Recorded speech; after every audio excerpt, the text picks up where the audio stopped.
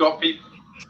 And we're live. Okay, and welcome everybody to our next edition of, well, Dead Ends. Okay, so whilst we wait for people to jump into the chat room, first of all, apologies for the slightly late start. StreamYard is having difficulties. I think so many people are going live this evening.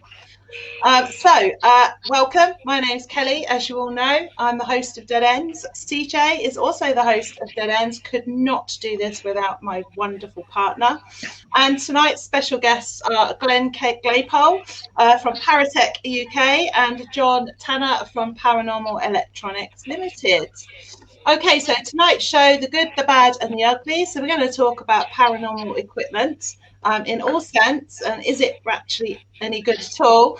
And also what it's like to run a paranormal equipment business, basically. So we've got two great examples tonight of paranormal businesses. So anyway, I'm going to hand over to CJ so CJ can get this show started.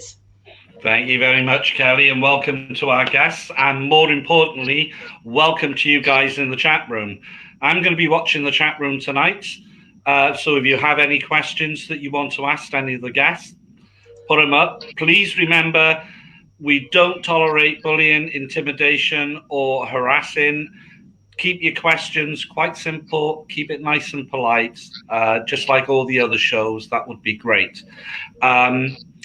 We're going to kick off with throw out one question at the moment, a generic question about people that've got tech limiteds and stuff, you know, companies.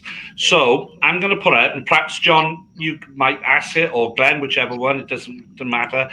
Do you think it's important as a company to have a good reputation, especially if you're selling paranormal equipment? Do you think it helps the company to have that, to grow as a company? That's me? Yeah. John or Glenn, it doesn't really matter, yeah.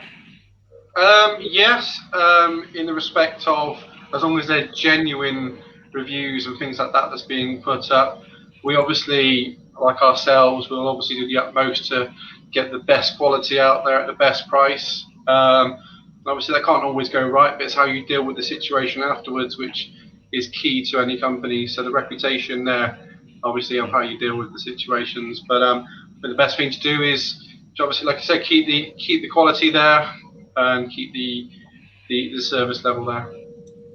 Oh, Glenn? Yeah, I mean, I agree with that. But obviously, when I did Para Tec, I was just a guy in a workshop, you know, an investigator, building equipment for myself first, just to test it, you know, scientific value.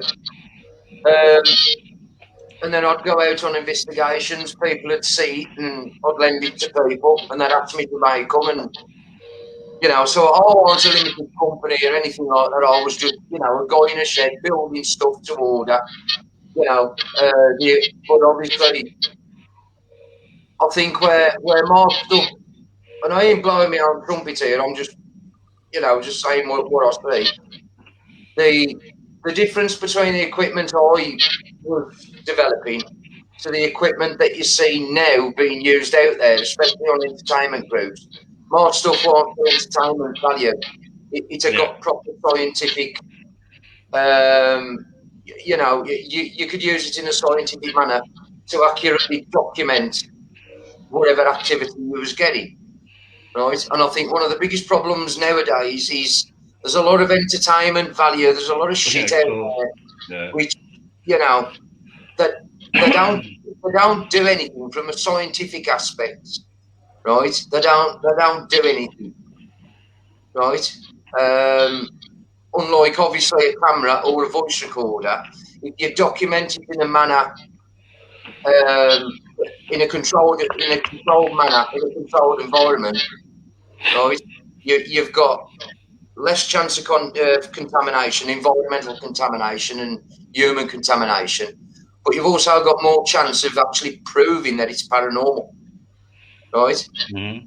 Whereas obviously a lot of the equipment's out there nowadays, it's just, I just look at it and I laugh. And I think, fuck me, mate, you've been up pound stretcher and you've bought a load of junk, thrown it all together in an amp, you know, and then you're charging some guy $500 for it, you know, and you see them on things like Ghost Adventures and all these paranormal shows, and you know, it boils me pit. That's what it does. Yeah. All right. I'm going to say we nicked that off Glenn. I've got to be honest that what boils your piss did originate from Glenn, let me tell you. But how do you find it getting paid for the equipment? You know, not the equipment, the parts, to get the parts in. Is it hard to get the parts? Is there a waiting period? Is there any other problems that you encounter as companies when you purchase these items? I mean, which obviously has an impact on the builds as well, doesn't it? Because obviously that is the point. Yeah, I mean, everything I did, I built to order. Yeah. Right? I've got loads of components in the workshop, but I never built anything until somebody asked me to build it. Right? Yeah. Otherwise, it's just sitting around, it's going to get damaged, whatever. Right? So, say for example, like Corinne would come to me and say, Glenn, can you build me whatever? Yeah. Right? And I'd say, yeah, 7 days, I'll have it in the post to you, because I knew I'd got the stuff. Right, I'd spend a couple of nights after work, a couple of 3 nights putting it together, get it in the post, and I'd have it out within a week. Right, whereas I know a lot of guys who they'll sell it, and then I'm struggling to get the parts. Yeah. And then you got people saying, "Come on, mate, where's my fucking thing?" You know, I wanted that 2 weeks ago. Oh, I'm sorry, look. You know, I'm waiting for a resistor, or I'm waiting for a on-off button, or something. You know what I mean? And then people start to think, well, hang on, has he took me money and fucking done one? Right? Yeah. Am I going to get the equipment? Or whereas I never had that problem. Right? And all my things were referral. They were by recommendation, which is the same as my day job, being a kitchen fitter. It's all referral. It's recommendation. You know. So I think people knew from the start that if they was buying so much off me, they was going to get it quick, right? And you know, it's a very good quality. But I've never really had any trouble getting parts, because I'd pre-order the stuff 6 months before I thought I needed. You know, is that the same for you, John, in your company as such? Like, because obviously you're going to be knocking out a lot of kit, so you're going to be buying in a lot of smaller parts, components. Does that have an impact on your builds and the time it gets you to get it out? So at the start, no. When the company first started out, we had everything because everything was bulk bought at the start. We didn't really anticipate how popular we would be. So then it got to a point when we had to move premises, and then COVID hit. So then we had to wait a lot longer for parts. Yeah. And obviously our website's still open to taking orders, just because we make it very clear that there are waiting times on some things, and people accept that. On the whole, there are obviously people that are not going to accept that, or accept it at the start, and then obviously if there's more delays than what's expected, then that's one of those things. But overall, it's been okay. Obviously we've got sort of over 3,000 orders, and then obviously the odd one here and there has been waiting longer, or we've refunded because they've been waiting a bit longer. Quality-wise, though, it shouldn't impact it. I get that, but obviously couriers do break things in the post, and we found that obviously because we send so much, there's always going to be a very, very small percentage which is going to come back as broken in the post or something like that. When it leaves here, it's of the quality that it should be. As for other things and finding it hard to get things, like I said, it just takes a lot longer because at the moment, obviously the world's as it is, and we have to deal with that. So who in your particular company then, because obviously you're a big company, So, do you have many staff working in the company, or is it just you doing the build, or how many people does the build in that? Well, we don't like to think ourselves as a big company. We'd like a little family here. But we have 7 people that work for the company now. That's including myself. And there's myself, who is a director. The wife's a director, and then we have the admin team, the build team, and the dispatch team there. So it's me that's responsible for obviously getting the supplies in and stuff, and finding new suppliers if they dry up, which obviously during COVID has happened quite a lot. So you don't go outside of the firm to build the kits, or the kit is built inside the firm itself? So you don't have anybody outside doing builds for you? We have one guy that works with us outside who does coding for us, to make sure that when we obviously bring out a new product, it's been recoded to be more scientific and not just go off because Wi-Fi kind of affects it, stuff like that. So we go down the scientific route. And so you're inputting like Faraday cages and stuff into some kits, is it? As an example? No. No. We just make, so because we make our own PCBs. We make sure that obviously the PCB is already protected and everything like that, and that the things that are manipulated by things that we're not trying to detect are not on there. Right. Kelly. So, the REM pods are one for that. Sorry, I'll reiterate on that. So the REM pods are one like that. There, you know, the original REM pod that went out. We all know the big cylindrical one. You know, you could have your phone next to it and it would go off and it would be flashing and it's all entertainment. But we looked at that and went, do you know what? That is not right. That's not scientific. We went away. We looked at the concept of the board, removed parts of it, come up with our own PCB that slots straight into the casing that we 3D print. And made it so that it's very much less sensitive, less open to being affected by the influences that isn't touch. Right. So I work for a major retail company, and as such I'm a customer services manager there. So ultimately I understand the real importance behind good customer services for every and any business. So I think you can appreciate my next question, obviously from looking in the chat room this evening. There's a few unhappy folks there who don't feel that the customer service from your business has been bang on. So who deals with the customer service on your behalf, or do you deal with that personally yourself?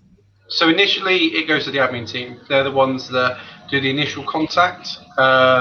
So it will be the lovely Beth, or the other lady that we've got there, and then if anything needs to be brought up to myself, it will be brought up to myself in the weekly meeting that we have.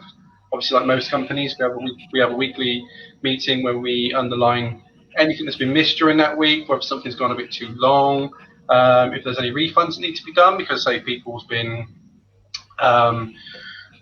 waiting too long for their products, or they've requested one, then obviously it'll all be in that meeting. Obviously we can't get it right every time. And most of the time, if there's abuse put towards our admin staff, then that will be flagged up to me in that weekly meeting, and they won't reply anymore because obviously no staff should put up with any kind of abuse or anything like that. Or if there's a situation where it's more than what the admin team are authorised to do, then obviously they'll wait for that weekly meeting for us to deal with it or bring it up to me when I'm in the office. And what about you, Glenn? How important was customer service to you throughout? Everything, I mean, obviously as an investigator, a lot of these people, probably 90% of these people, I was on investigations with them. I was face to face with them on investigations. So, if I was chucking shit out, mate, I mean, people had come after me. You know what I mean? To me, it was everything. And I can honestly say,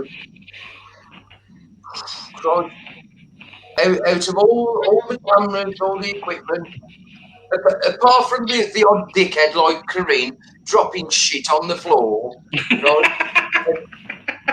and smashing it and then giving it me back and saying, "Oh, it's broken." That's classic. I honestly, genuinely, I had no complaints off anybody, mate. Really, I didn't. All the camcorders I sold, you know, I obviously at the start of it, you know, when I was doing the cameras, they knew exactly what they was getting when they was getting it. A lot of the people had already tried them because I'd let them use my equipment on an actual investigation, so they could see exactly what it did, and that was how I got some of my orders through that way. And then after that, it was word of mouth. But I would say probably in all the years I did it, if I'm being honest, I probably had four times where I had people send stuff back, but it wasn't a manufacturing issue. It was human error on their part. Right? Either they didn't understand how to operate it properly, they thought it was broke, right? And I had to do a video showing them, right? And then send it to them and put it on YouTube so they could see it, right? Which I did that a couple of times. Or I just had people drop the stuff, you know, or they lent it to somebody, and they dropped it or they damaged it, which happened a couple of times. I think it's happened on one of your investigations, Colin. One of your you lent some equipment to somebody and they dropped it or something like that. Yeah. And I had to replace the hard drive in one of the camcorders. Yeah, that's right. Yeah, that's true. Yeah. So, and you was lucky because I'd got a spare camcorder that I think was one of ours out of market, right? Yeah. And because your camcorder was good quality, right, I just took the hard drive out of mine and put it back into yours, and it was fine. That one, you know. So, but it was everything. I mean, customer relations, customer service. I mean, it was everything to me because your money is good as your word with people, and if you ain't got that, if people ain't got that off and you can't stick to that, then you're just another piss in the wind, bloody, you know, Mickey Mouse salesman at the end of the day. So it looks like we've got somebody who wants to come on. I don't know who they are, Paranormal Pete. So as long as it's a respectful chat, happy to have you on. So here we go. Good evening, sir. Hello there, how are you going? How are you? I'm great, yeah, thank you. Well, thank you ever so much. Welcome to the Dead Ends. Yeah. Hello, John. How you going, John? Oh, yeah. Nice. I don't know you other guys, I'm sorry to say that. That's okay. I'm from Redford Ghost Hunters, who John sponsors. And I'd just like to put it out there that we had never had a problem with him. We ordered equipment from John previous to being sponsored by him. And we've just found him very accommodating and everything's gone smoothly. We had an opportunity to go down to his workshop the other day, and it looks very professional. And could I just intercede? It's the reason why you've come on that, because I'm obviously noticing comments in the pots. Is that the reason why you've come on and wanted to come on and support John? Because there's obviously some unhappy people that are posting up. Just so it's clear. Yeah, well, obviously that's what I've come on for, because that's what I'm saying. Yeah, and it's always good to have a balance. Absolutely, absolutely. Well, thank you so much for coming on, Paranormal Pete. Thank you. Thank you. Good luck in all your endeavours, my lovely. Okay, so that's a positive, isn't it? So that's amazing. So let's have a look. So there's quite a lot of comments. Can I before we put someone else in, can I just comment on a couple of comments that I've seen? Yeah.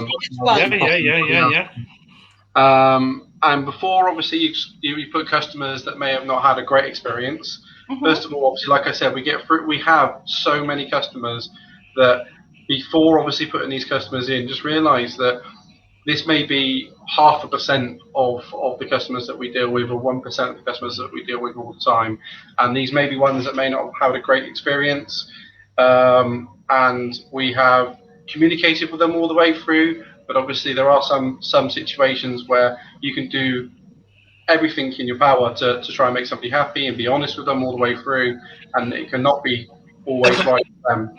And I've seen some comments about me saying that people's not going to get their money back and threaten them if they take reviews down. I will say that there is a legal issue going with that one because of a design copy, and the reason why they haven't had their refund yet is purely because the solicitor that is involved in the write-up of the paperwork for that has advised not to just yet. So when we talk about design copies, how can you as a business, and the same applies to Glen, how can you as a business ask somebody not to copy something that's readily available on YouTube? It's readily available everywhere. I mean, there's only so many ways you can build an SLS camera. So I just wonder, because I have seen your terms and conditions, I did read those, and so I just wonder, how can you say don't copy our work when it's already out there in YouTube and the builds come up all the time? So from my perspective, and I'm sure Glen would agree slightly there, that it's not the concept and the functionality of the product. If you have put products out there and someone it copies the exact way you put it together, i.e. the same project box, the same tablet holders, the same everything like that, say like one of Glen's big rigs, that he builds, if he built it and then somebody got that and went, do you know what, I could build that myself and sell that for profit, you would be a little bit aggrieved by that. And obviously in our terms and conditions, that absolutely goes in line with other regulations and things like that. We don't say to people, you can't go and do your own design of that functionality. We're saying don't copy our exact design. So you have your design then patented, yeah? It would be very hard to patent an SLS design in any country. No, I'm on the actually the design, the way that you make yours, because that's what protects the product, doesn't it? Is the patent? Yeah, and that is now in as pending. Okay, so no patent at the moment. No, but it is pending.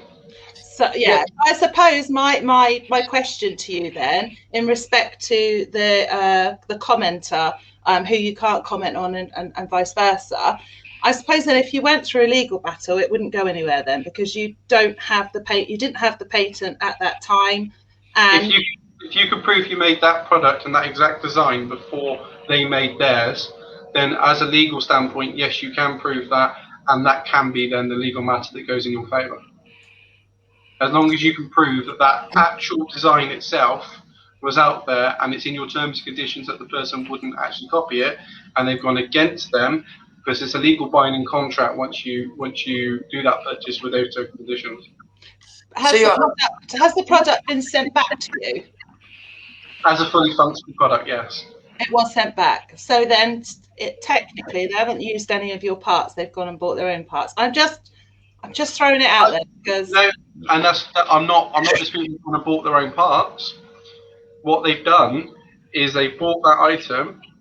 They've looked at that item, opened it up, looked exactly what we do with it, went and bought the exact same parts of what we use, built their own, and then made it available for sale.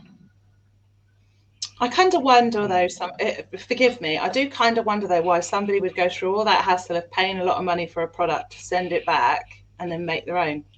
When you can go on YouTube, I just find that. Hey, you know what? It's one of those questions which I'm sure the solicitor will ask them. So what do you think, Glen, about obviously copy and design? Well, the problem with that is, right, everything is open source, right? Yeah. You can go on, and well, I was having a look the other day. You can go, there's a company called Mad Labs. You can go on there, you can buy the components to build a REM pod. You can go on there to build a geophone, right? You can buy stuff on there to build a voice recorder, right? Now, obviously, you can go on eBay or Amazon or whatever it is you want to go on, Alibaba or whoever it is, and you can buy a project box. You can buy the components and you can throw it in a box, or you can slap a sticker on it and you can say, that's mine. Right, and to a degree, yeah, it is, because technically you've got the intellectual copyright, okay, because it's your your design, whether you decide to put a battery on the side or a battery on the top or a battery on the bottom, and it's different to somebody else's, right?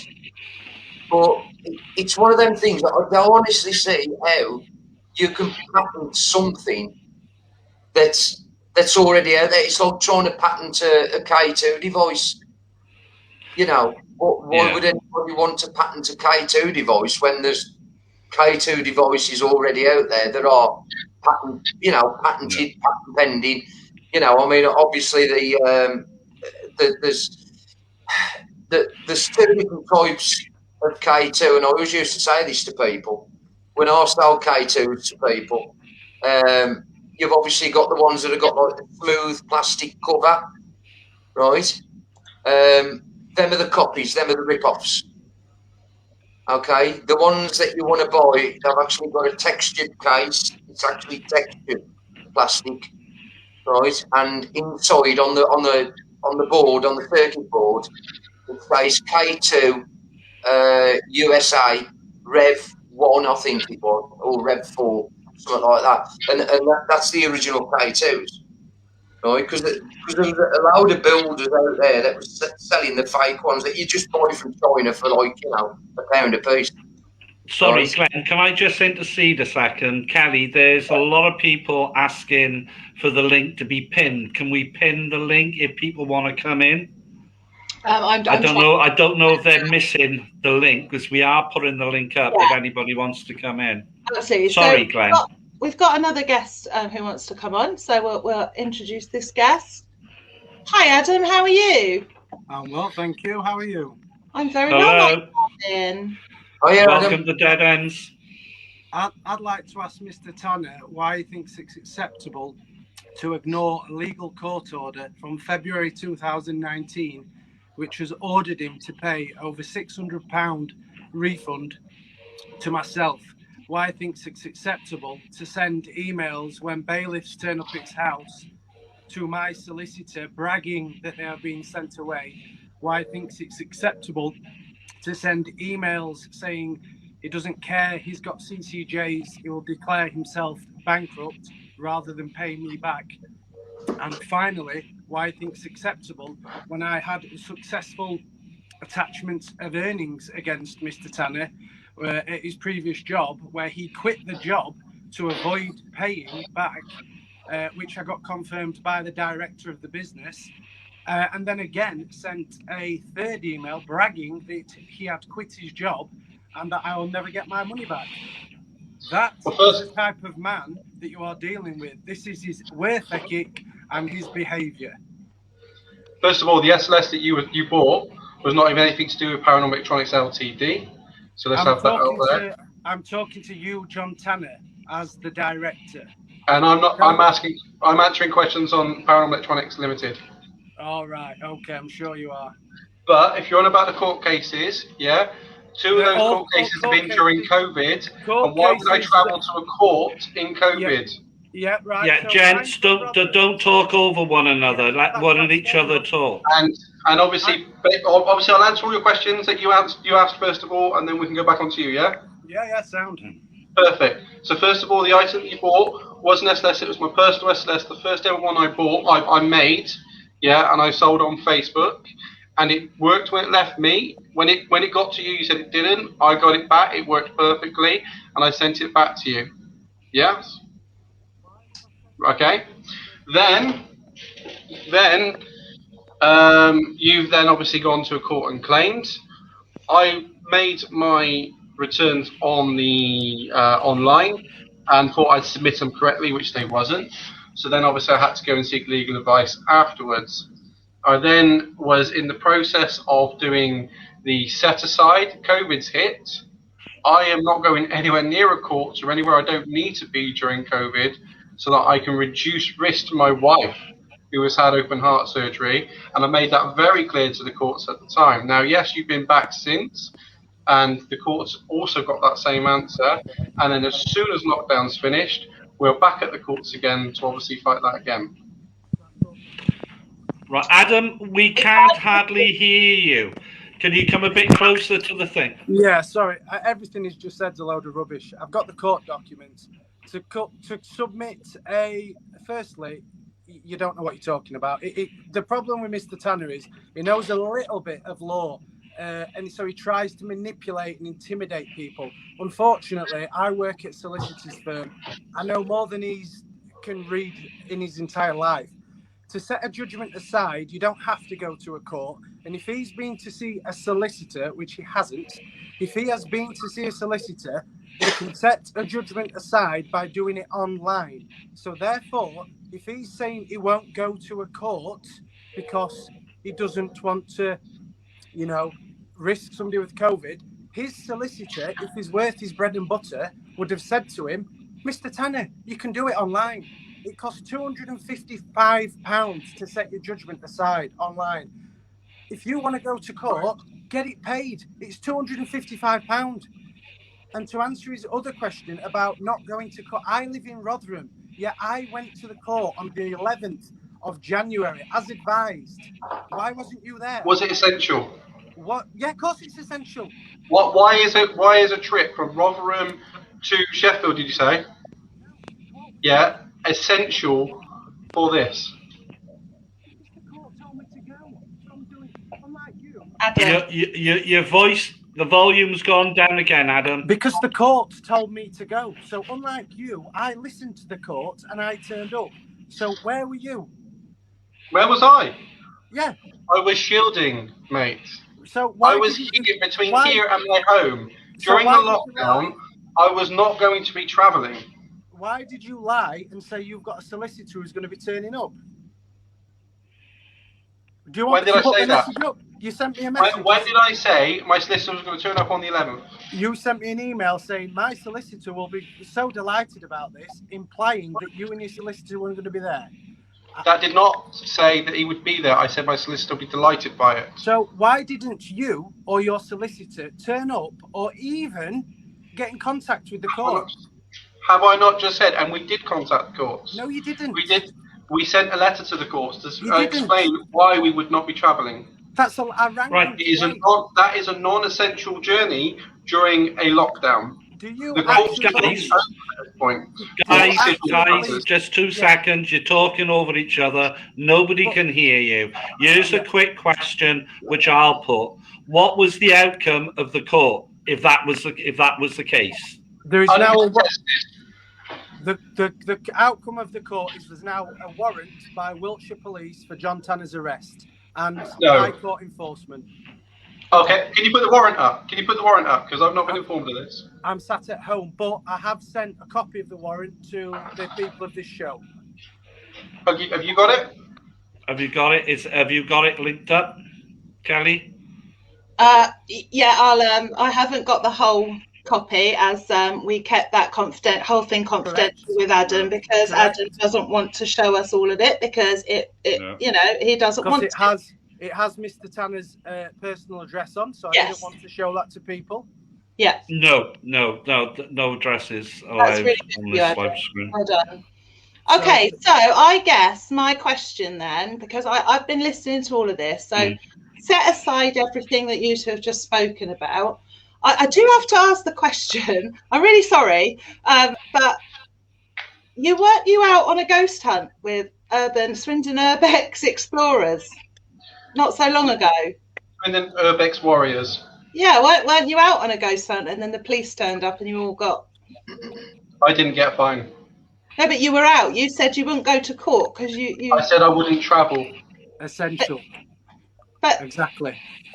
Okay. But yeah, that is a fact that it's not essential, is it? Really going on Adam, a ghost we're going to let you go now, my darling, but thank you ever so much for coming on. All right, sweetheart. Yeah, you can put that warrant up if you want to prove it to him as well. You can post it if you want to. Yeah, because I've not had a copy of it. Sure you am. I'll see you soon. See you. Thank you very much. Thank you, Adam. Thank you. Can I ask then? Obviously, you don't want to give out my full address. Can I ask? We don't have the whole thing, John. We literally have the whole thing. At the bottom of it. We don't have the whole thing. Obviously, some people know that I moved in November, and obviously he might not. But see, that's where's Kelly gone? I don't know, but that might be a reason why my knowledge on a warrant for my arrest, which I would more than happy surrender to. Yeah. No, that's absolutely fine. Well, no, that which is comment. It's both got to say, but obviously we're not going to put up any addresses or anything like that. Only what we have been sent.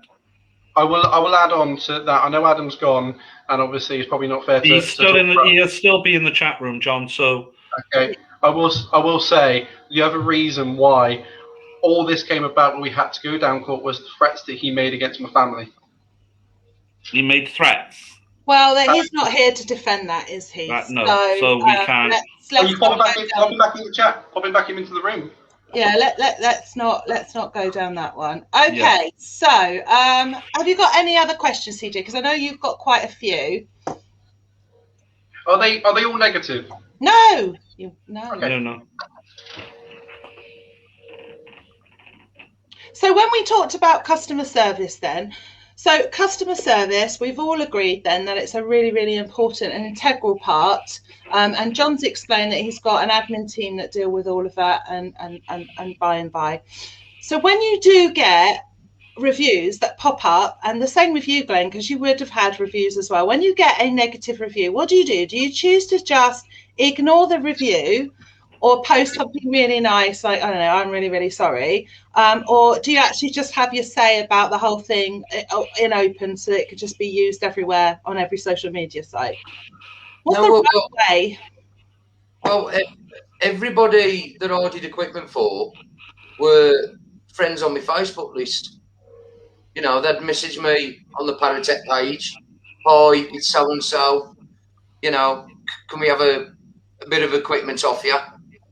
And then I'd add up, or they'd send me a friend request and we'd talk in inbox. You know, well, it was always personal for me. It was always personal. It was just like dealing with Colin. Everybody I dealt with, it was just like dealing with Colin or Corinne or Mick over in Ireland or Roshin or, you know, it was always one-on-one.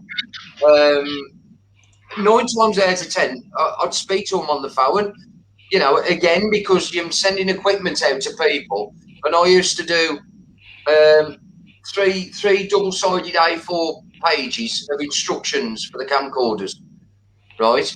Very, very comprehensive, very clear, right? But you'd always get the odd one who, you know, oh, I've turned it on, I don't know how to do this. How do I save it to my computer? And I'd say, well, here's my number, give me a ring, right? And I'll talk you through it on the phone now while we're on Facebook, and, you know, and I'd go through it with them all, you know, even if they got any questions.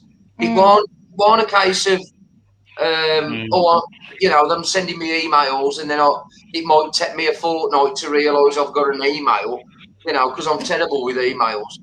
But on Facebook, it was instant. They'd just pop up at the bottom and I'd just click on it and, you know, what's the problem, or what do you want me to do, or have you got a question? Or so you did most of yours then through Facebook. Did you have a website or anything, or was it just all through Facebook?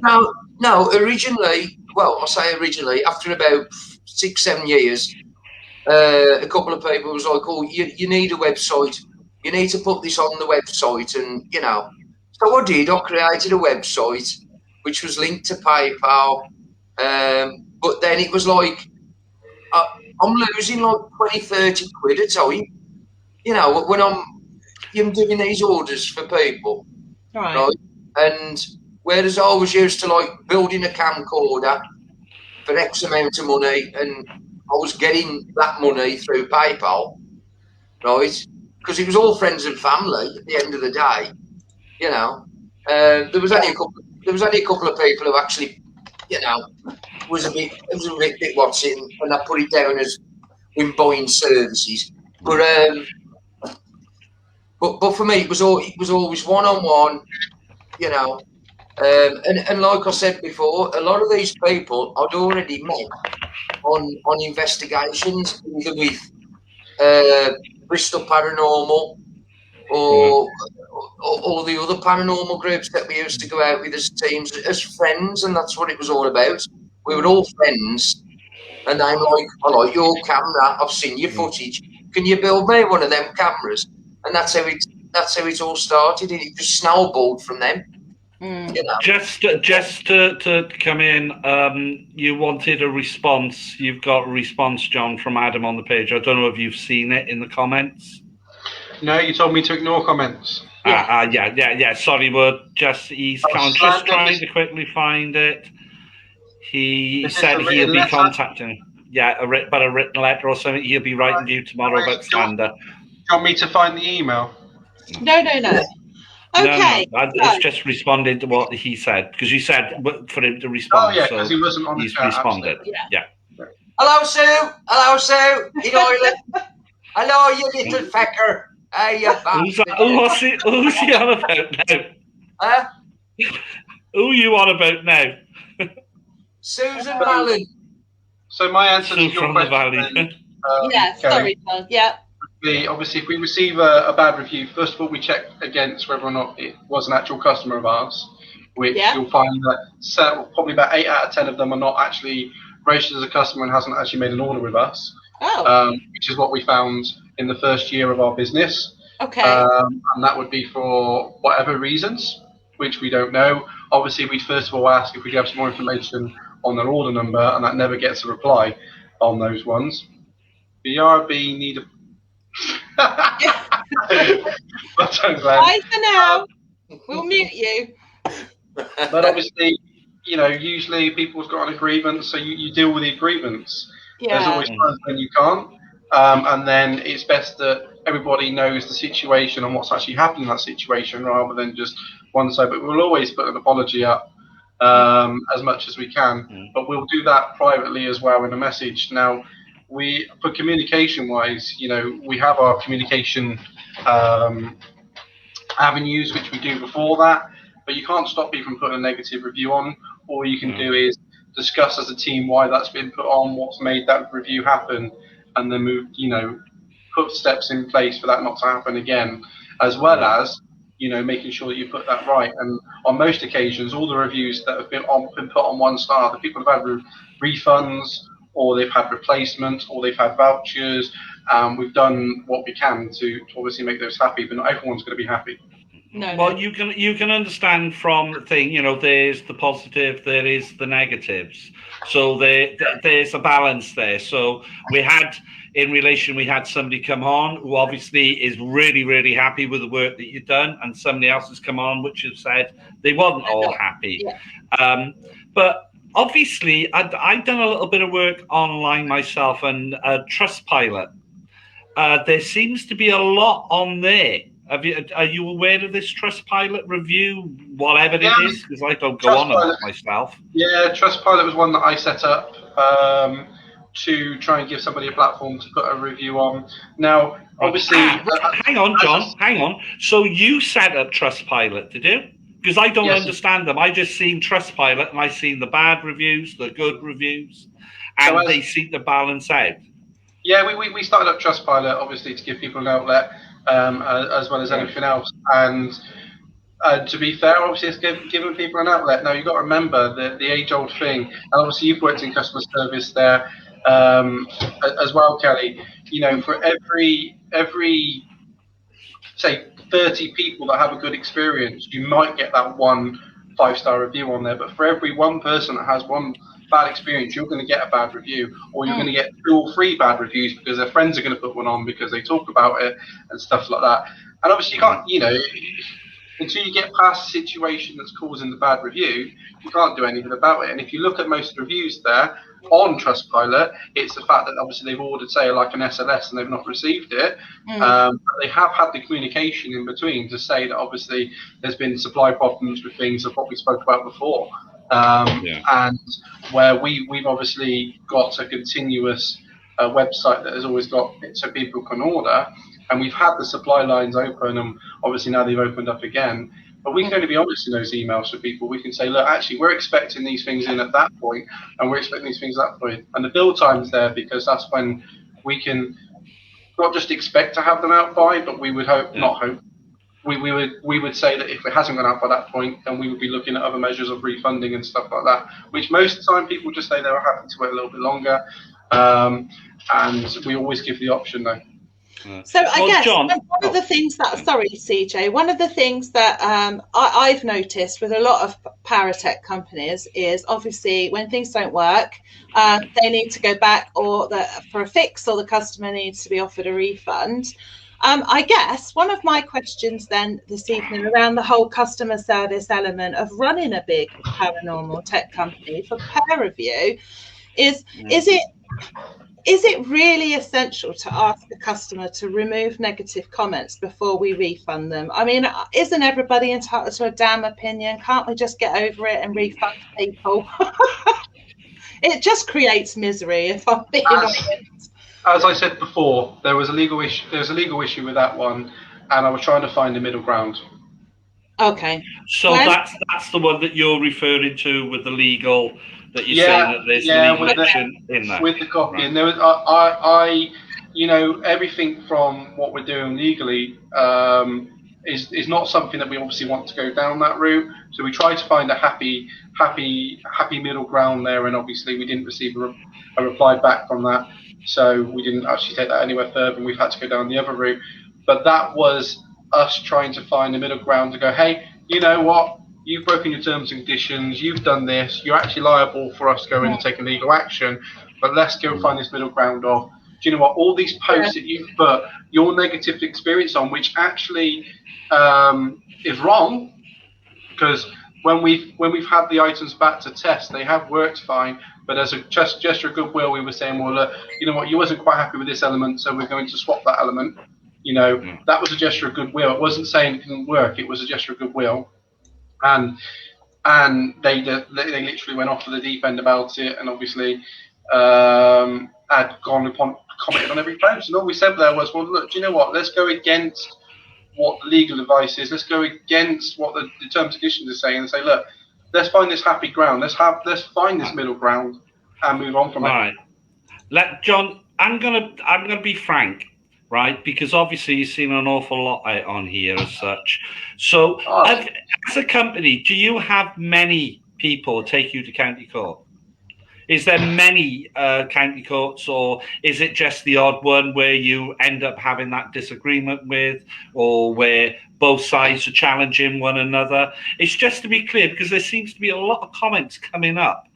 And a lot of people that want to come in or are saying stuff, you know, we've already said they can come in and join if they want, but we need to give a balance, the positive and the negative as such. So I'm going to ask straight out to you, straight mano to mano, and just say, do you have many county courts against you as a company?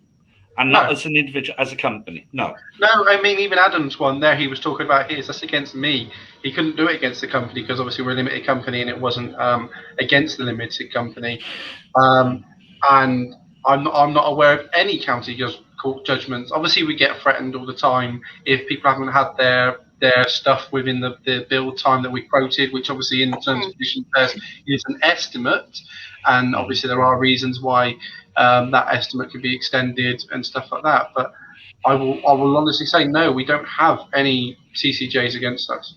Okay. Right. So, we got another gentleman. We've got Paul Allen on. Good evening, Paul. How are you? Hi, Paul. The dead ends. How are you? Hi, Paul. Good. Good stuff. How's it been going? Yeah, you know, holding my own, I hope. So your question?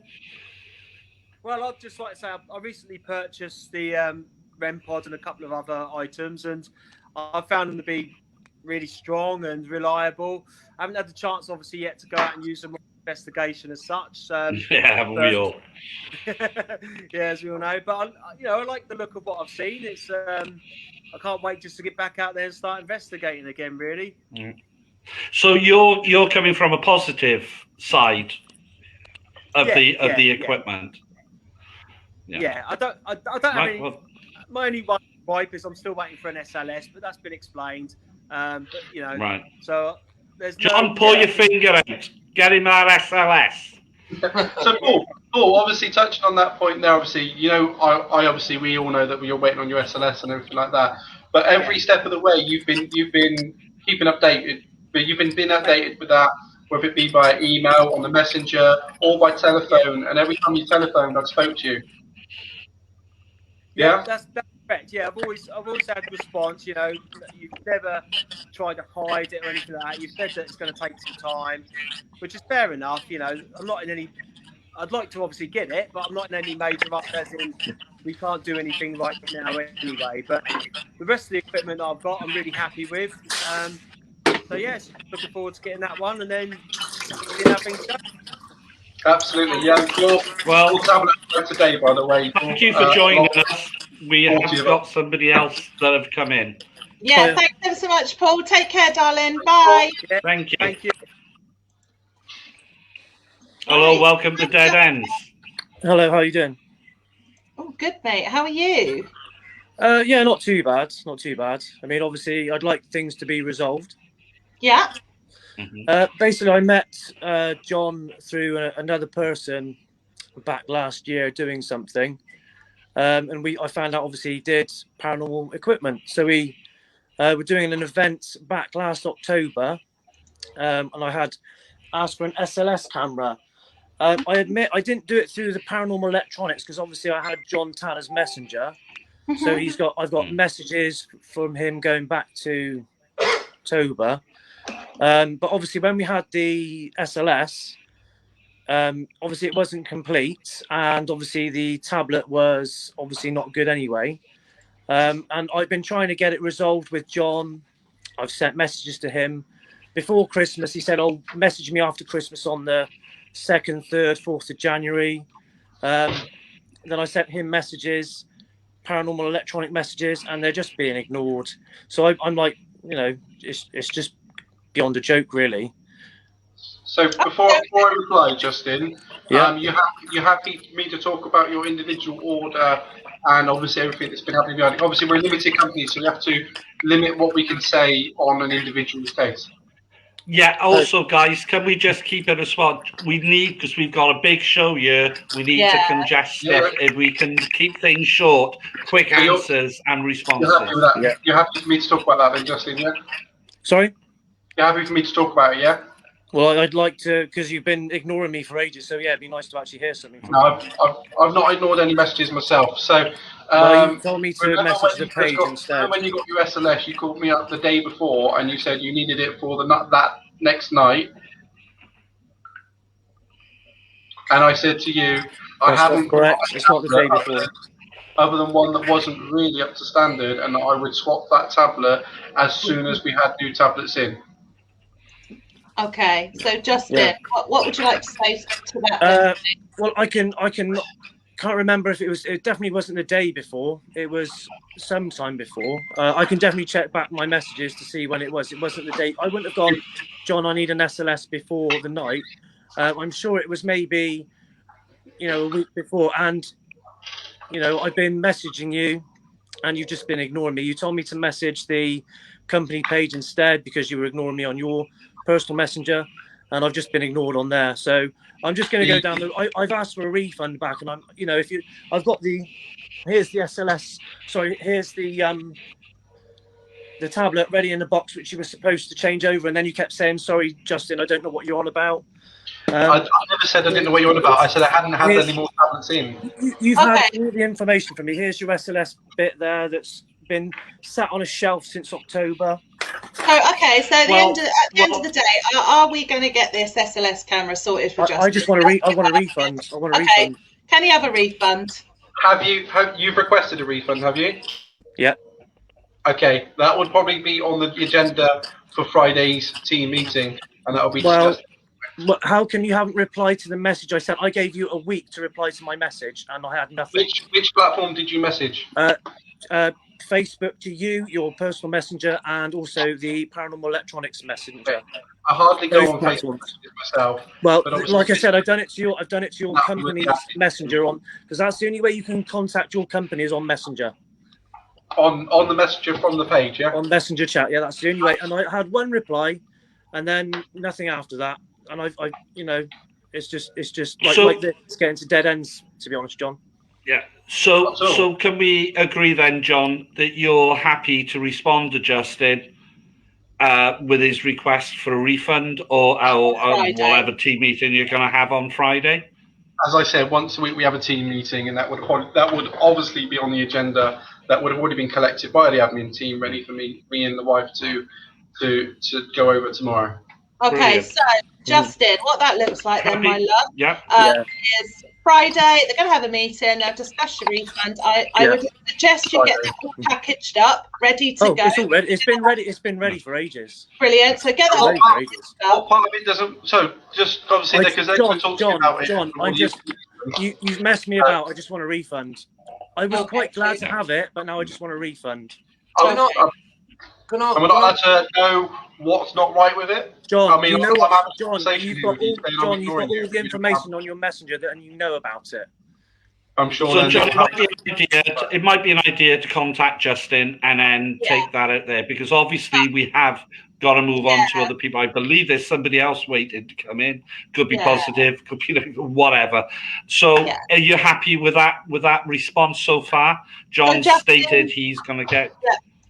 So John's going to have a meeting on Friday. He imagines your message is coming through. He'll chat about it. He knows now you want a refund because he's heard you say it. So they'll talk about that. So just get that all packaged up, honey, and boxed up, and make sure you send that recorded delivery. All right, sweetheart? Right, okay. Well, I'm not going to. I want it because he said he could pick it up. So I want it. Okay, that's fine. Done at the same time. All right, my love. Thanks ever so much for coming on. That's right. Thank you very much. Bye. Oh, okay. Right, so I would like to first have a question, and then we'll go over to Daz. So hopefully Daz sat there waiting just for a moment. So, John, this is quite stressful. So is it quite stressful running a paranormal electronics company? And the same question to Glenn. I mean, did you go through this much? It's like Jeremy Kyle. So when the company's this small, no, it's not. Okay, because obviously you don't need many supplies in, and you can get orders out very quickly. When you grow from that to that extremely quickly, then there's obviously going to be teething problems. The only stresses that we've had during this is what's been come about because of the crisis in the world at the moment and the supply lines. When we've had them open, one closes because the business closes, or the business gets hit with COVID positive cases, so they close. We have to go find another one, and then they get hit by something, or they dry up on supplies. So at this moment in time, is there any grey hairs? Am I getting bald? I can't see that close. No, but I can tell you, I'm fucking getting a load of grey hairs trying to keep up with the chat room and everything. Let me tell you. Yeah. So at this moment in time, it's probably the maximum amount of stress, but it's stuff that can be easily overcome by just those supply lines coming back through. Right. Well, there is, before Glenn answers, there is one question I'd like to ask you, John, myself, and it's about the cameras, actually. When you selling these cameras, are they sold as brand new, like brand new tablets, brand new sensors, or are they sold as refurbished? As our terms and conditions say, the tablets are refurbished. The tablets are refurbished. Yeah, so the main bodies are brand new. We make them here on site. The tablets are refurbished. What about the because Connect? what I'm trying to understand in my mind is the build. You know, it's the build. It's what's new, what's made. So because it's obviously it's a Frankenstein, isn't it? It's a bit of brand new stuff and it's a bit of renewed stuff. Obviously, most people know the Xbox 360 sensors are no longer actually produced over in Japan. So that's obviously going to be a product that we buy from a third party. So they're obviously going to be refurbished. The tablets, to keep the price down low. Now, obviously, we're not like most, ripping people off and charging £400, £500, £600 for an SLS. We keep our prices as low as we can, so that so that people can actually afford the equipment. So our tablets are refurbished, and they are tested as soon as they come in here as well. Right. And they have to meet our guidelines. Now, the one that obviously you heard about Justin there, and obviously he came on and he spoke about it, was I told him we don't have a tablet that's up to scratch that I can actually take out of the build queue, but I have one that isn't quite right, which I'll swap out as soon as we've got new tablets in that I can swap it in. And since that point, the supply lines you've got to judge of whether or not you make someone disappointed by not fulfilling their order, or you put someone else in front. Now, Justin came through a friend who, and I'm a soft touch when it comes to that, you know, with friends and stuff like that, and that should have been a time I said no way.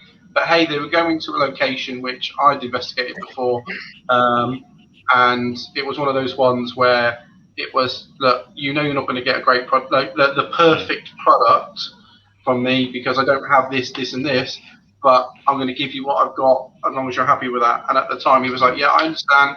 You can swap the tablet out as soon as you've got another one.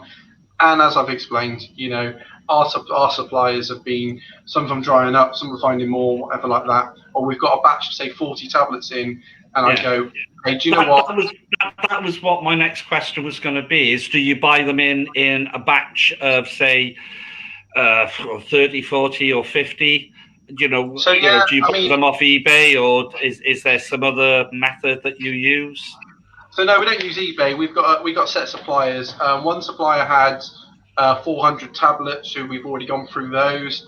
So he dried up. We've gone through another guy who refurbishes and makes them back to good. We don't go to eBay or CEX or places like that. One, because if you go to CEX, you're paying a top price. That means to say we'd have to put the price of the units up, and I don't think that's what our morals are as a company. We've set up, and we, you know, I'm an investigator. The reasons why we set up was to give people equipment at affordable prices. Now, if I go and buy a brand spanking new tablet from CEX or a majorly refurbished one that they do, I'm going to be paying £100 for the tablet, and then building the unit for a set price, which obviously I'm not going to say how much for, and then have £5 profit at the end of it. That's not a business.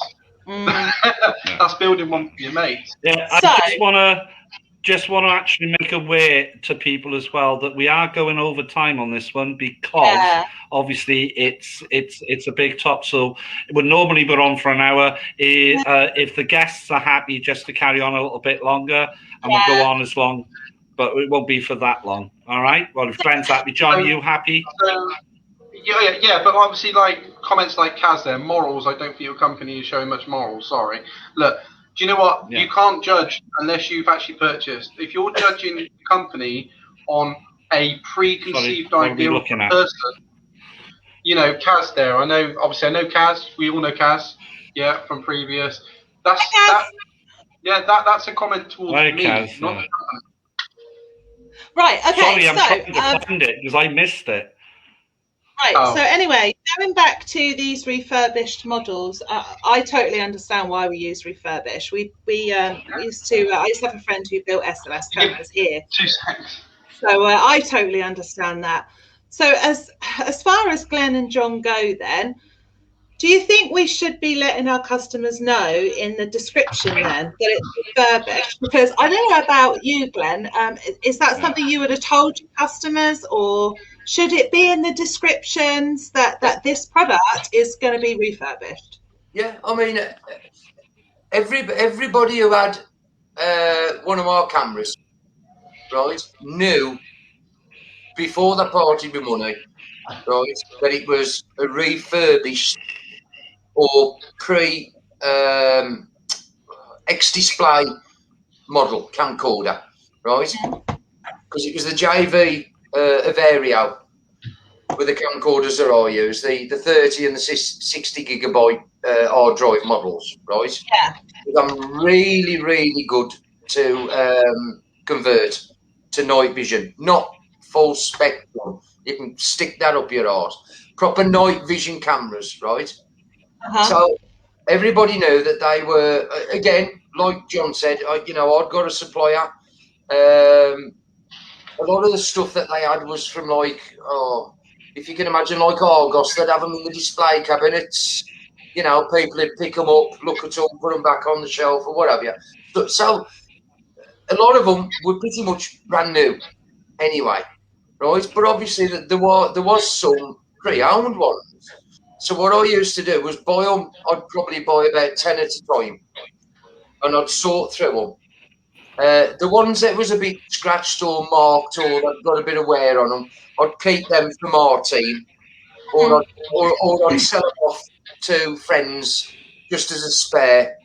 Right, obviously the good ones that was really nice and clean. They'd got the box, the instructions, the cables and all that, and the battery.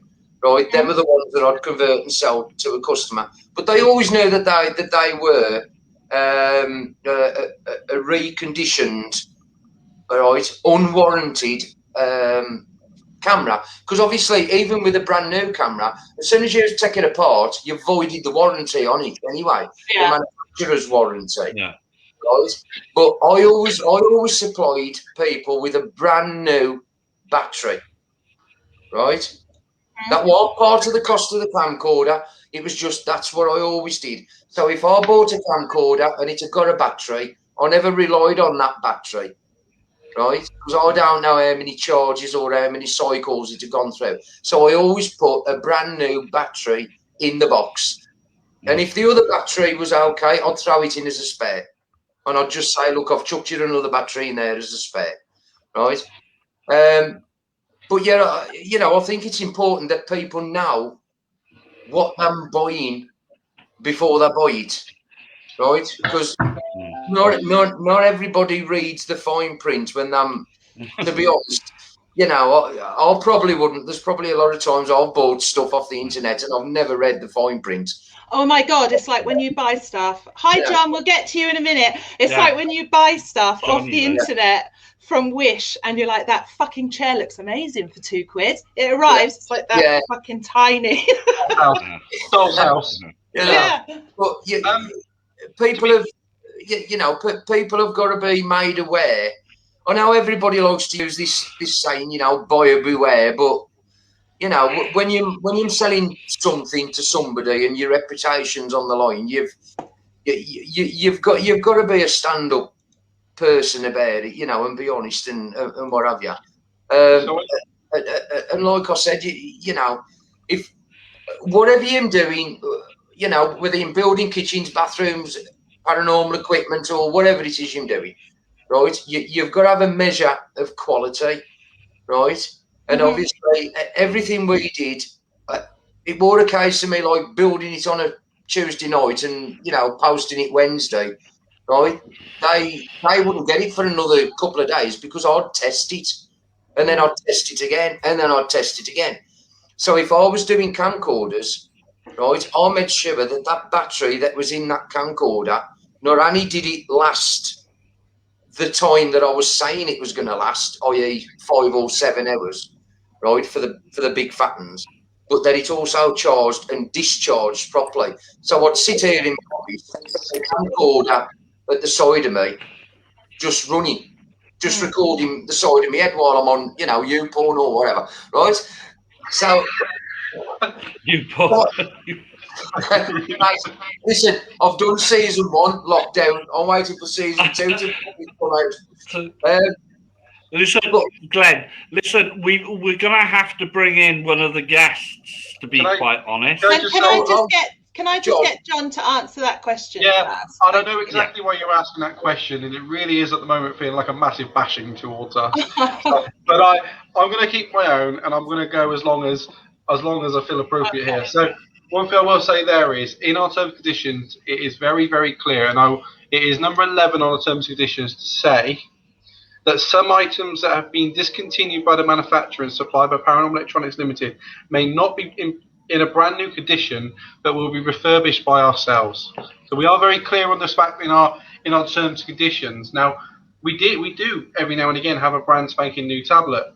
The tablets that we use, and obviously as you probably know as well, Glenn, Windows tablets are extremely hard to come by, and they don't make many brand new Windows tablets for a very good price.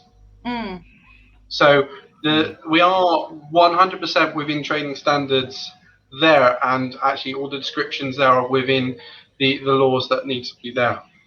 I think though, judging on the fact that we all know it's going to be refurbed, I mean, it's hardly really a big thing to just put in the terms and in the actual description. It's in the terms and conditions, which obviously everybody reads. Okay. Anyway, we've got John on. Hi, John, my lovely. How are you, darling? Good. How are you? We're all right, thanks. How are you after your little accident? Are you okay? Oh, God. Yeah, all good. It could have been a lot worse. Could have been dead, but it's all good. Yeah. Well, I was glad to see that you're okay and everybody's okay from it.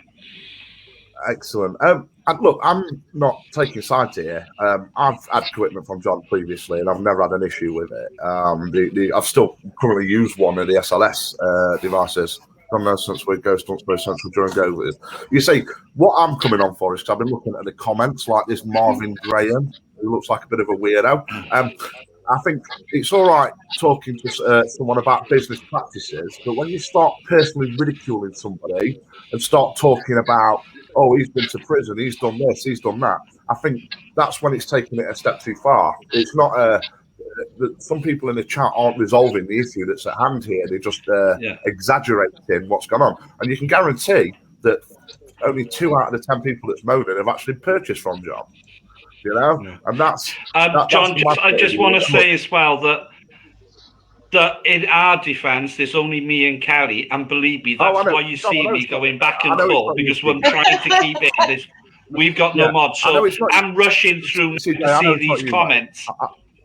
Yeah, I know it's not you. It's just there's a few people, and I'll give you an example. I had a very serious car crash a couple of nights ago, and basically. Yeah, I have called you an idiot, Marvin. So maybe go and take your face for a shit, yeah? But I'm sorry. Stop reading the comments. How many times do we have to tell you? We've got to keep it clean.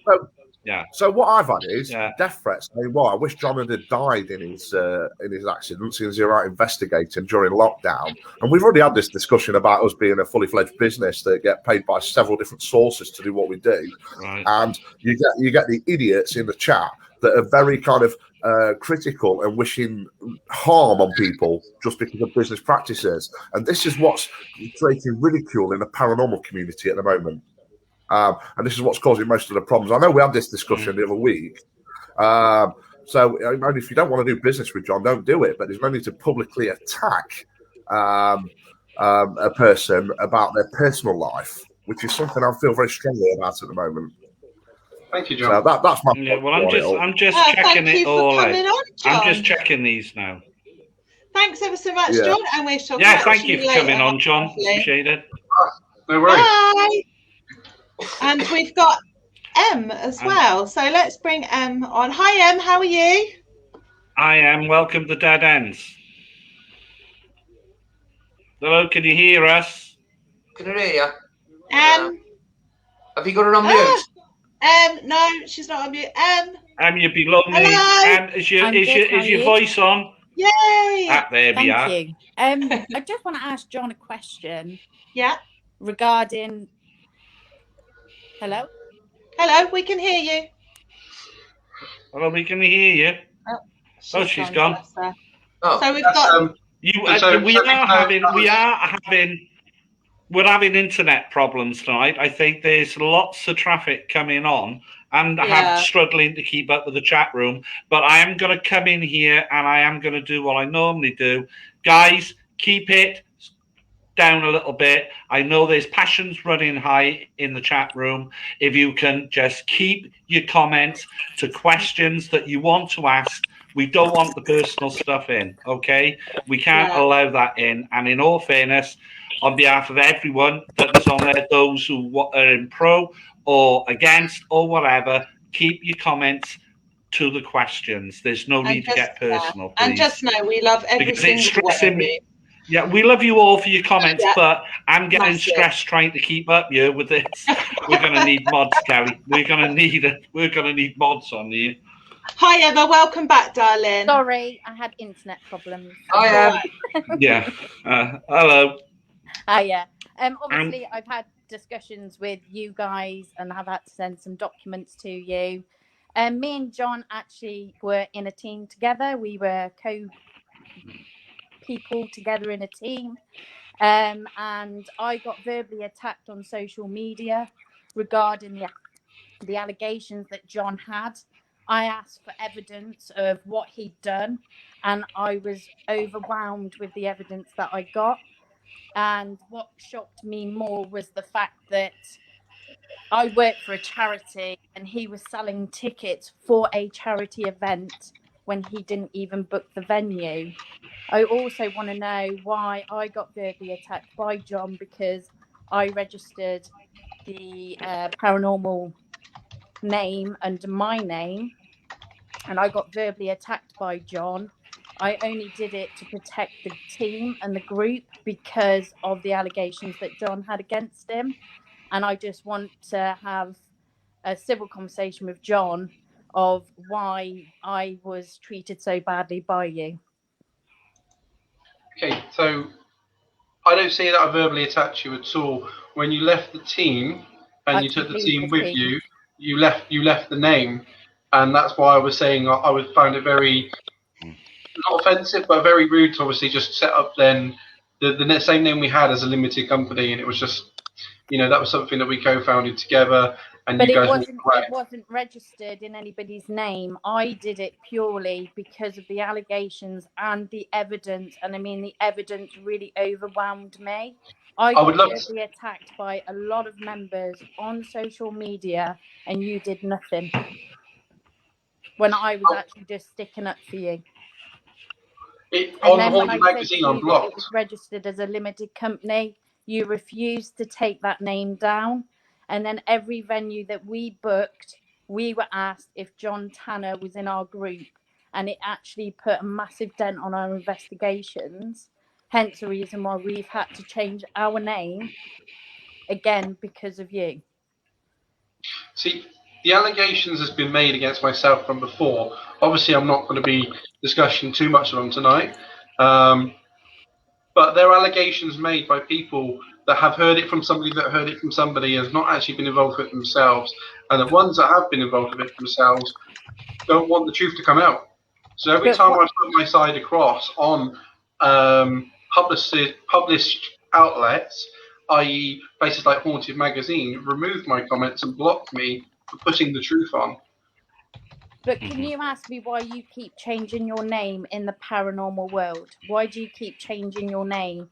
Because one minute you were VIP Paranormal, next minute you were Wiltshire Ghost Hunters. Then you were the real Ghost Hunters. Yeah. So why are you changing your name when really, if you're that successful, why change your name? So VIP Paranormal Investigations was set up. Obviously, it was a new team. Then we started doing some public events. The lady that was in charge of finances there done the unthinkable, and I won't go into it because obviously, but if I've I'm making evidence of that, John, and it wasn't her; it was you. Well, I've got evidence that contradicts that, and that hasn't been allowed to come out. And every single time I put it out there, I get blocked and removed from those outlets. Because people don't trust you, John, and that's because they believe lies from before.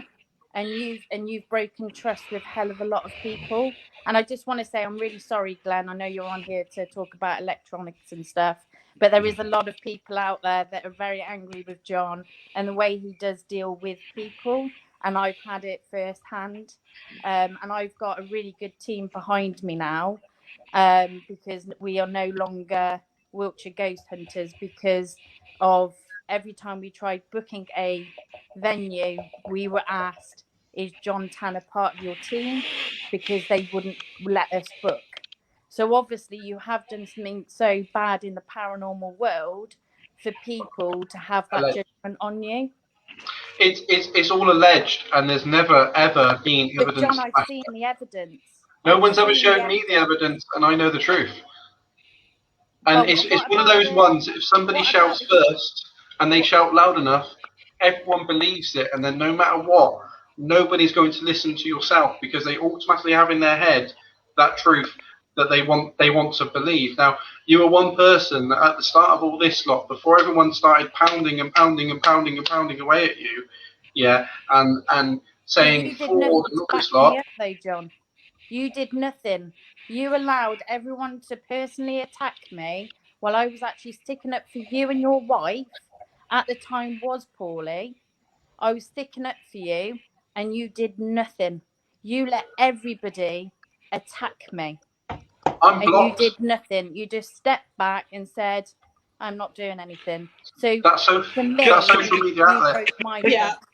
that social media Guys, outlet I've already mentioned tonight. I need to intercede. I need to intercede here because obviously you're referring to you're blocked and the stuff. Most of us don't know what this is about. We've got a little idea because of what you sent, but when you're referring to blocked, what is this Facebook pages, John? You're referring this to? was Haunted Magazine and Paranormal. Right. And other pages on Facebook. So I'm blocked from those that page in particular. One, because I know obviously what the friendly relationship's like about one of the publishers to one of the people that was making the accusations. I'm fully aware of that. The other one is every time I said, no, that isn't right, this is what really happened, because somebody else has already... Like I asked for everybody else, sorry to overtalk you, Sorry. but I did ask for evidence from you, and I got nothing. And then when I asked everybody else, I'm not going to take sides unless I see hard evidence. And I got that hard evidence. And the fact that you've ripped off 2 charities is beyond me. Which 2 charities am I supposed to have ripped off? Well, I'm not going to disclose that because... Listen, guys, not only that, I've got to stop this because at the end of the day as well, we've got to move on. It's really important, but this show is about a different with the kit and approaching the paranormal. Thank you for coming on. It really is appreciated. But we don't want to sound thing, but we just got to move on. There's so many people who want to come in. Yeah. Thanks, Em. Take care, darling. Bye. Thank you. Okay, so what's the most favourite piece of equipment do you think that gets bought nowadays? Yeah, back to equipment. What are you selling more of, John, than anything else? SLS connect mapping cameras. Well, it's a tie really. SLS connect mapping cameras, our REM pods, and our ovuluses. Right. Okay. So they're like the 3 hot things that you're selling the most of at the moment. Yeah. Okay. And which one would you say takes the longest to build? The SLS connect mapping cameras probably take the longest. Ovuluses are about the same. Okay. And what do you think about the SLS camera? What's your overall thought process around the SLS camera in the paranormal field? And a scientific point, obviously this is where I always look, is for science. I believe it's a good tool to use with other things. Okay, so I've obviously done quite extensive investigations as well, and I'll always say, as you see on every video I've ever done, my thing is using multiple things together to get that evidence. Now, obviously, if you've got a Connect mapping camera and it's mapping in a figure alone, that's not evidence. Okay, that's just an anomaly that's in the air and the or in the atmosphere, and that's mapped that in. Now, if you put a REM pod in the middle of the room and a camera in the middle of the room as well, and a camera is focused on the REM pod, the REM pod's going off, and on the SLS there is a stick figure touching that REM pod, then that's a very good tool and 3 things that have picked up the anomaly, because the camera can rule out anybody actually physically being there. The REM pod is showing that there's activity there and something's touching it, and obviously the SLS is showing what may be touching it. What about you, Glenn? What do you think? Like I said, I've never been a big fan of the SLS. I mean, even years before John started doing these, I had people approach me and ask me to build them, to build them for them, and I just I couldn't justify it. Like, for me, from a scientific point of view, I couldn't justify it because it's so hit and miss, and it's open to interpretation. Because obviously, I learned how the Xbox 360 equipment works, what it did, what it actually tracked for. Okay, using the software, and in my opinion, you just can't put it to use it as a paranormal tool, because we've seen it ourselves, where you can leave it set up in a room and it'll actually assign a human stick figure to things like chairs and tables and coats hanging up on the wall. And because it detects a part of the infrared spectrum that obviously we can't see, right? Even variations in the atmosphere, it'll assign a stick figure to it, right? And that's always been my problem with it, because you can get a lot of false positives from them. You can sit there and think, shit, there's a ghost over there, right? I can see, doing this or doing whatever. And it ain't. It's just natural environmental, heat. So from that point of view, I turned people down. I said, no, I'm not going to do them from that point of view, right? Because it was a piece of equipment that I'd never used myself, and I always prided myself on equipment that I used, that I built for myself, that had a scientific purpose to it on an investigation, right? I didn't then mind putting my name to it and building it for other people because I knew that they'd get the same results as what I was getting. So for me, from that point of view, it was, it was worth doing the equipment that I did, that I developed myself. Right? I didn't take ideas from other people and stick them in a different box and just put a sticker on the side and say, yeah, that's mine. I developed equipment to do specific things, right? And if that worked, then I'd sell a few, to people. Colin will tell you that the stuff he's had off him and Karen over the years, I mean, him and Karen probably kept me in business for 5 years, because you was either buying the shit or dropping the shit, and then I was having to fix it. But that's Corinne, by the way, not me. I never dropped equipment. But because of the type of person I am, and a lot of it was to do with bringing my daytime business into my nighttime business, right? Yeah. So I always put my name and stood behind whatever it was I was doing, whether it was a kitchen, a bathroom, an extension, or a bit of paranormal equipment. And I always said to people, if I'm prepared to use it and I'm prepared to use it as a tool for documentation, right, then I'm happy enough to build you one and let you do it yourself. Again, it all boils down, the cameras, the camcorders that I used to do. Yeah. I mean, there's that many guys out there now who just buy a camera, take it apart, they remove the little blue glass lens, the IR pass filter, right, from in front of the imaging sensor.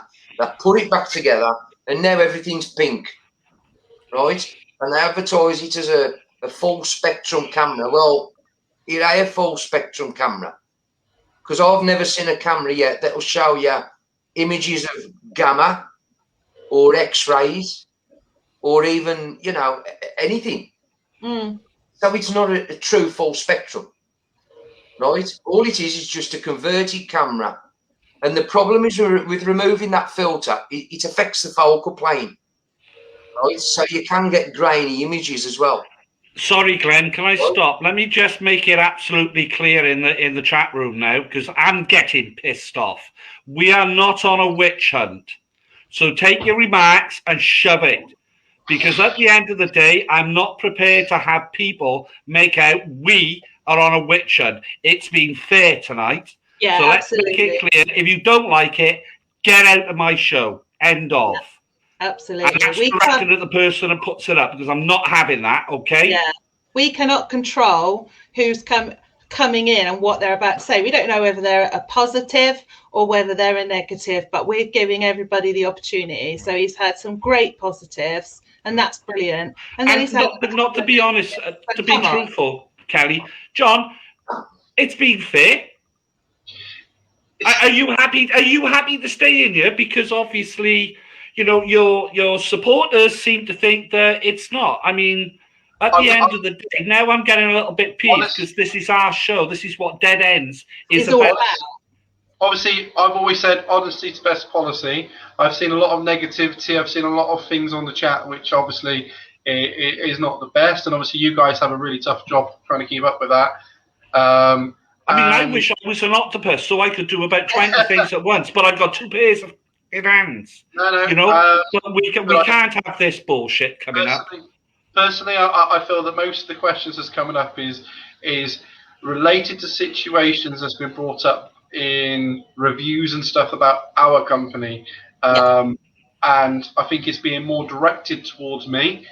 But obviously, Glenn's here to kind of make it look a bit more balanced.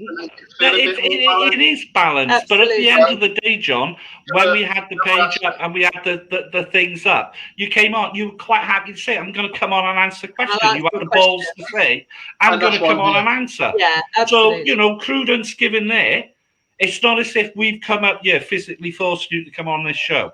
No, you know, anytime anybody can go. As I said, you know, as I said, and I think it was Kelly that was replying. You know, there's obviously positive reviews as well on our website. So if you go onto our website as well, guys, you know, you can see all the 5-star reviews have been left by people on all the products as well. So although you're hearing a small, very small percentage of customers which have been had a negative experience, just remember how many customers we have. Obviously, Glenn there, he's been going for many years, but I think going to be the first one to admit he's not a medium-sized company in the UK that's turning over hundreds of thousands of pounds a year. He does it off his own back. So obviously he's very limited on his customers. And as he said, most of his customers come from his friends lists and stuff like that. As for us, we're a totally different concept of a company. Even if you go to Tesco's, I think that's where, obviously, you said you work in customer service, Kelly. You know, even at Tesco's, not everyone's happy that walks through the door. They will come back and they will have a shout. And obviously, you know, you can't please absolutely everybody. So please bear in mind that although you're seeing loads of negative comments here, you know, they're mainly from the same people on there, just repeating and having their say, which is fair enough. Everyone is entitled to have their say. But there are also positives. And I've not actively encouraged people to come on and be positive about it. I've agreed to come on here and answer your questions. But also, I think, John, people need to know what Dead Ends is about. We are free to allow our dead enders and those who come on to join to have a say and to have an opinion. Everybody gets it. I mean, you've had Johnny Sixpence on you tonight promoting it. Do you know what I mean? John was on the show only some weeks back on one of our shows. John wouldn't just go on any show, bless him. He's got enough on his hands with his own. Yeah, exactly. There are people that we've got legal issues with, or the company's got legal issues with, obviously, like Adam, and like, you know, you mentioned the situation before, which obviously we've touched upon, and that sort of thing. I can't really talk about on the show too much. Obviously, Adam's come on. We've had a bit of a heated discussion, so to speak, and we've obviously stayed respectful in that respect. And all I can do is tell the truth, but not everybody's been happy with the truth, guys. And you know, we've kept the communication up as a limited company, and as a company that's grown from turning over. And I'm quite happy to say, guys, and you can find out turnover figures on Companies House and everything like that. You know, I've gone from the kitchen table, not this December just gone, but the December before, you know, building 5 SLSs a month maximum, to us now doing 30 to 40 SLSs a month. And it's not easy to go for that growth and get everything perfect. Okay? So don't judge us on the bad, judge us also on the good. Yeah. One thing, because obviously we can't go on forever and ever. I'm missing Curse of Oak Island, and it's doing my head in, right? Because you never know. Knowing my luck tonight, we're doing this, and they find the treasure. So I've got that recorded later, right? But one of the questions I want to go back to in regards to kit and building kit, putting kit out there, is actually with the people that build it, like yourself, like Glenn. Are you electronic electricians, or do you need to be certificate to do that, to send that kit? Because in your case, John, you're sending kit out. So the people who's building them, are they actually qualified to do that? To build them? Which is a legitimate question. So myself, sorry, Glenn. Do you want to go or me? Let Glenn have a shot, because he knows his thing, and then come straight into you. So personally myself, I never had any electronics, well, not say any, but very little electronics experience. I had electronics experience on motor cars and obviously mechanized vehicles and stuff like that. But when I decided to start making it, was more for the fact of making it cheaper for people, and I never really expected the company to go from making anything more than about 2 or 3 SLSs a month, and making a little bit more money just for the family. Okay, and obviously we've had now staff come on board, which we've then, as a company, myself and the other builders that are here, we've all gone on electronics courses paid for by us to make sure that we can identify any problems with it and that we understand the technology we're putting together. Myself as well, I've also gone on a parapsychology course so that I can get my qualification out. I'm just about to finish that so I can understand the scientific side of it. Everybody we take on now in the company has electronics experience and will be able to further push along the scientific side and understand what they're building. But right at the start, it was just me. And me, guys, you know, putting something together was a very daunting task. Hence why I bought one from Kelly's brother, was it? Right? Not my brother, no, just a mate. I was just putting him up. He was homeless. Yeah, absolutely. And it was looking at stuff like that and going, do you know what? I'll build one for myself. And it was like that. So no, personally, I don't come from an electronics background, but actually the last 18 months now, 19 months, I've gained that experience. I've got those qualifications as needed. But you don't necessarily need them here, but it's also a good advantage to have them. Yeah. And same to Glenn, obviously. Yeah, I was just going to reply to I think it was Tracy Evans had posted it about, I don't know, 10 times. Yeah, I mean, as regards to electronics and electrics, right? If you're sending stuff out that's obviously you plug into the mains, right? Whether it be a charger or whatever, then yeah, you have to get it pack tested, right? Now, obviously, with my business, I've got an electrician, a qualified electrician, Adam Neal from AC Electrical. He did all my pack tests on all my chargers and everything like that, right?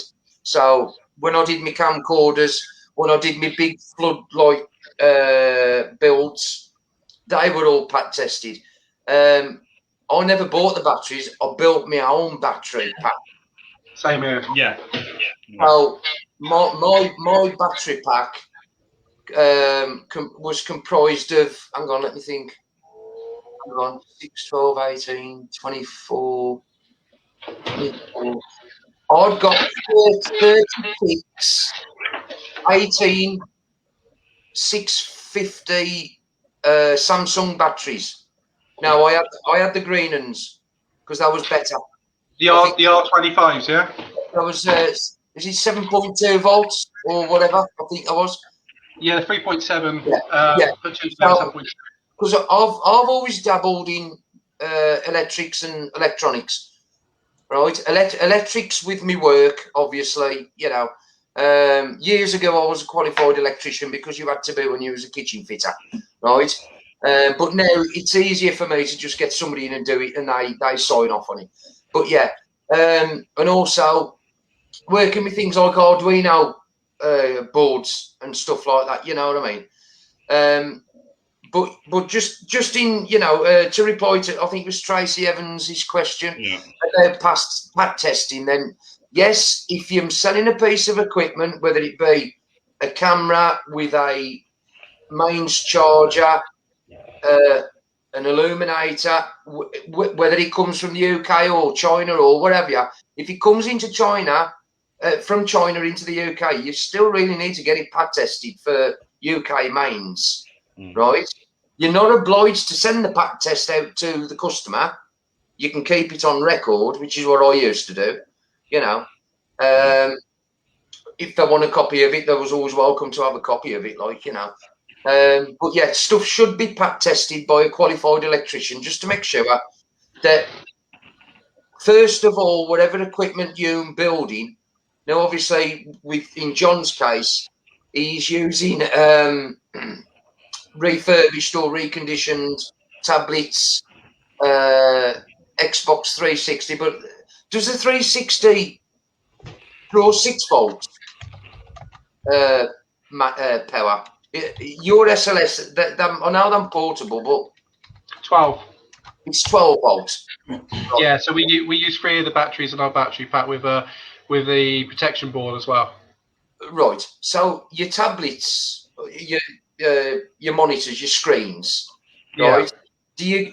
do you get them pack tested? Because obviously they've got a mains charger, and you've got the and what happens? Obviously, because I'm refurbished and stuff. Do you change the existing batteries and put new cells in before you send them out to the customer, or I don't know. See, so I don't know. Guys, we've got to speed this up because we're getting close to our time, our limit. It all depends how long the battery's been depleted for. Obviously, if they've got a good enough life in them and they're shown not to show any negativity in that respect, then no, we don't. But some of them we do. So the reason why we asked that question, guys, in the chat room is because a lot of venues now are asking, if you're bringing your own equipment, is it pack tested? Can you prove it's pack tested? There are a lot more venues that are asking that question now. Is your equipment pack tested? Quite a lot will ask, and it might even, if you check, be in their terms and conditions. It's on a lot of venues. Now, obviously, I've been out of this a couple of years, as Colin knows. I just walked away from it, right? So I ain't really up to speed on what's going on out there now. But the way it used to work is when you booked a venue, right? In order for their insurance to be compliant and your insurance to be compliant, all your equipment, whether it's extension leads, CCTV kits, anything you plugged in, had got to be pack tested, right? Yeah. And you'd also got to add an RCB unit plugged into their socket first. You've got to supply an RCB breaker, which you can get on from B&Q. I'm in the guarding section. It's an RCB, right? A residual circuit breaker that you plugged into their wall socket, and then you plugged your extension or your battery charger into that. Yeah. Right? So if there was a fault with the camera or the battery or the sudden surge, you ain't going to set fire to a 1,000-year-old timber frame building. Yeah. You know what I mean? Right. Yeah. We have had a few burnt down, haven't we? Let's be honest, over the last couple of years. Not through paranormal investigations, but we've lost a lot of... But I've got to be honest now, and I always am. I know a lot of groups out there that I've seen over the years that don't do that. They've just got box standard extension leads from B&Q, £6 extension lead, and then plugging them into sockets. If there's or a bad lead on that, mate, and you go off for an hour investigating and you leave your stuff on charge in the hall, you're right, you come back and the place has gone up in flames. So fantastic. Okay. On that note, though, obviously most equipment that we use isn't needing to be plugged into the wall on investigation. John, it's got to be literally quick now because we've got to end the show. That's what I was going to say.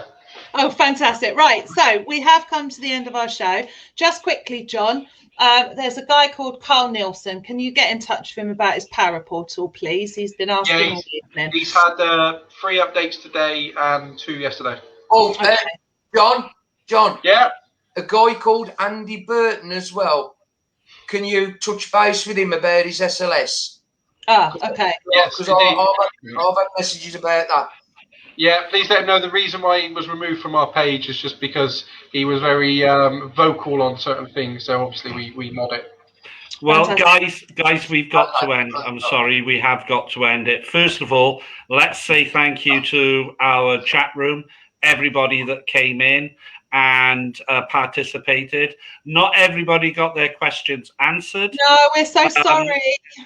We haven't got enough time in the world. And at the end of the day, we do have to try and show a balanced show. We'd like to thank John for coming in. Big pair of balls, mate. Gonna say. Right? Never back away from the fight. John, 6 cents will tell you, I give credit where credit is due. You came out, you showed up. I'll be honest with you, I didn't think you were going to show. I really didn't. And you did. So credence there, all right? Glenn, you horrible little bugger. Thanks for coming on. I'm sure I'm going to get more abuse online later. Absolutely. Dead Enders, fantastic. And over to Kelly to finish it. Listen, guys, we absolutely do need some mods. So please think please get in touch with us. If you've already said in the comments, they've been and gone, guys. As you can imagine, that's probably by tomorrow going to be at around 4,000 views. So we just cannot keep up with the comments. So I do apologise. So yeah, if you want to be a mod, get in touch. We're more than happy to talk to you. Check your qualifications, make sure you're the right person for the job. Anyway, it's goodbye from me, goodbye from CJ, and thanks ever so much to our special guests, Glen and John, and we'll see you all next week for our next show. Thanks, guys. Bye. Bye.